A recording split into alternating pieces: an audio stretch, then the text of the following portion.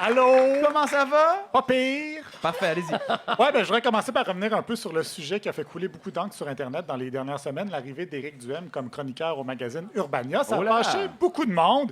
L'idée d'Urbania de faire un pont entre la gauche et la droite, c'est excellent. Personnellement, je pense qu'ils n'ont peut-être pas misé sur le bon cheval. Et c'est pas le fait qu'il soit à droite qui empêche de faire des ponts avec Éric Duhem, c'est plutôt le fait qu'il soit malhonnête.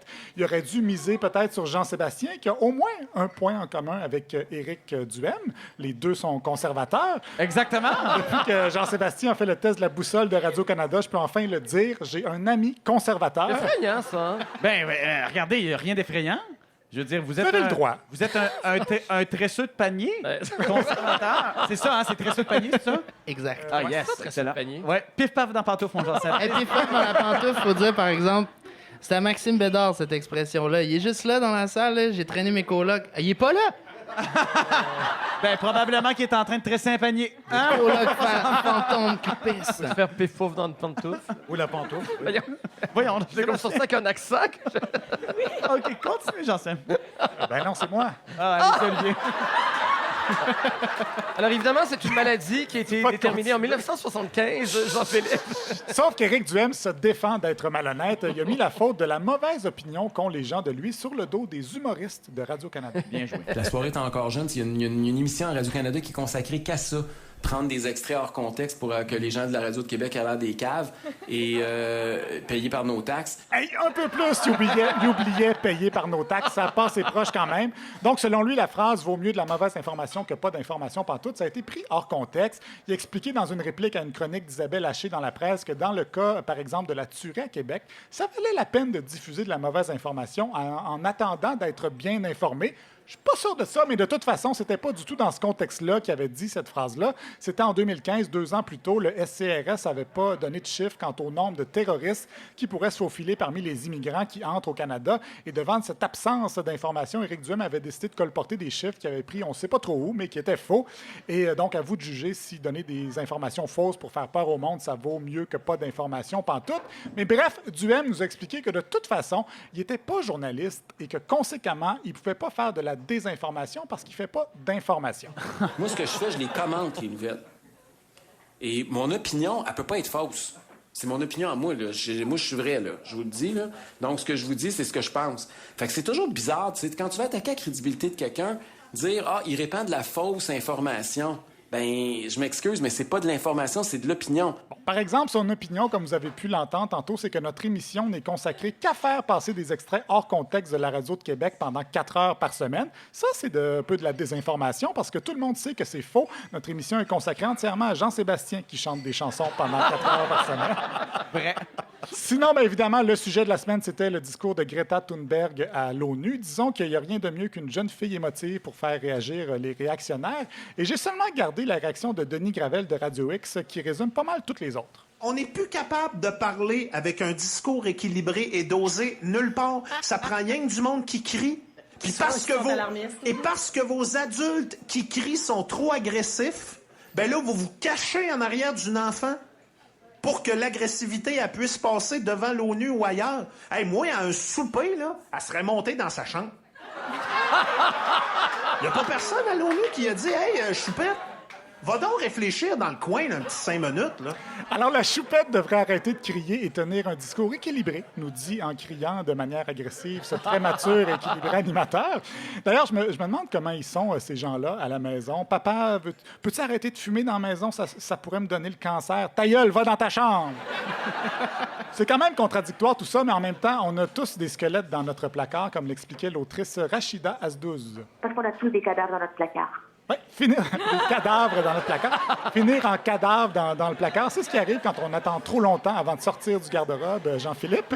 Et d'ailleurs, si vous avez... C'est pour ça que je l'avais vu venir. Si vous avez des cadavres dans votre placard, en passant, je vous conseille d'acheter votre Febreze chez Costco. Sinon, toujours à Québec, ce qui a beaucoup fait parler aussi, c'est le passage de Luc Ferrandez à Tout le monde en parle, où il a dit que le troisième lien, c'est un projet digne d'une république de bananes. Et les animateurs de Québec, les pauvres choupettes, ont braillé là-dessus toute la semaine. On aurait dit que Ferrandez est en train de voler leurs rêves et leur enfance. Sauf que le projet branle dans le manche et Sylvain Bouchard du FM 93 a décidé de changer de stratégie. Sa nouvelle idée, partir tout ça sous un autre nom. La seule façon de remporter la bataille, c'est de convaincre les gens que ce projet-là va être bon pour l'environnement. L'environnement s'est rendu une préoccupation majeure. Je propose désormais, nous allons parler non plus du troisième lien, mais de la ligne verte. La ligne verte. Bon, je m'attendais pas tout à fait à ces réactions-là. Même ses collègues l'ont trouvé drôle, mais il était sérieux. C'est vrai que c'est quand même comique venant d'un gars qui a milité des années contre les voies réservées aux autobus, les cyclistes, le tramway, que ça vienne de lui. C'est un peu orwellien comme stratégie, mais bizarrement, le lendemain, la CAQ nous disait que le troisième lien était un projet pour lutter contre les changements climatiques. François Legault a dit pour faire circuler des autos électriques, ça va prendre des routes. Un génie. Vous qui venez de Lévis, M. Louange, est-ce que vous êtes pour le troisième lien? Ben écoutez, hein, l'avenir, c'est les chars. Puis en fait, moi, j'irais plus loin. En fait, il faudrait tout asphalter les plaines d'Abraham. Comme ça, il va y avoir plus de... Il va y avoir tellement de chars électriques qu'il va falloir les parquer. Mais ce serait pratique parce que quand on va au musée, il n'y a jamais de place pour Ah non, puis le musée, on rase ça, hein. Pif, paf, dans pantoufle. On fait un autre Ikea.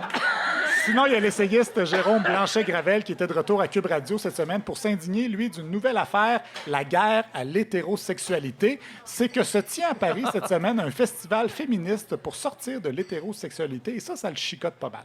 Mais empêcher les gens d'être hétérosexuels, parce que si on lit entre les lignes, c'est quand même ça qui est dit, c'est particulier. Moi, je pense pas, par exemple, que je pourrais sortir de l'hétérosexualité. Là. Ça m'étonnerait que ça m'arrive dans ma vie. Moi, ça m'étonnerait pas tant que ça, parce que de sentir son hétérosexualité si menacée par un festival marginal qui se déroule à Paris, je me poserais des questions sur mon orientation. Et en passant, moi aussi, je trouve ça un peu fou de vouloir mettre fin à l'hétérosexualité, très fou même. Mais je trouve aussi ça un peu fou, le monde qui se font des tatous sur les testicules, et j'en fais pas tout un plat. Donc, les polémistes sont vraiment passés maître dans l'ordre. Jean-Sébastien avec ça. Il nous a raconté ça en toute confidentialité. Je ne comprends pas pourquoi vous en parlez. Vous écoutez la même émission que Michel? Body painting permanent. Donc, oui, ils sont passés maîtres dans l'art de présenter des théories auxquelles presque personne adhère pour s'indigner. Et justement, Jérôme Blanchet-Gravel en avait une autre théorie. Oui, j'ai déjà entendu ces théories-là. Les théories, comme la conquête, finalement, c'est la pénétration d'un territoire.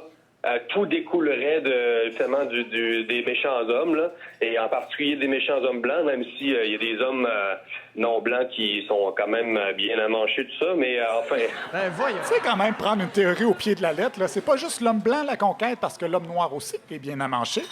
Et on va rester à Cube Radio et dans la virilité, toujours, pour terminer, avec Gilles Proulx, qui est encore là cette semaine.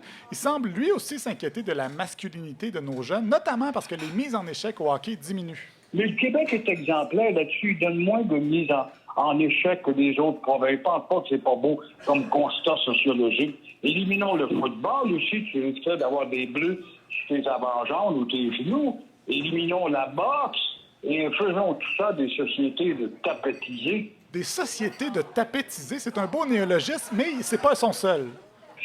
On n'avait pas ces maudits problèmes-là de multiplication d'experts et en feluettage. Des experts en feluettage, des mots qu'on n'utilise plus, ce qui a même réussi à choquer Richard Martineau. Gilles, quand vous dites on se tapetise, vous savez que le mot tapette, on n'utilise plus ça depuis les années 60, là.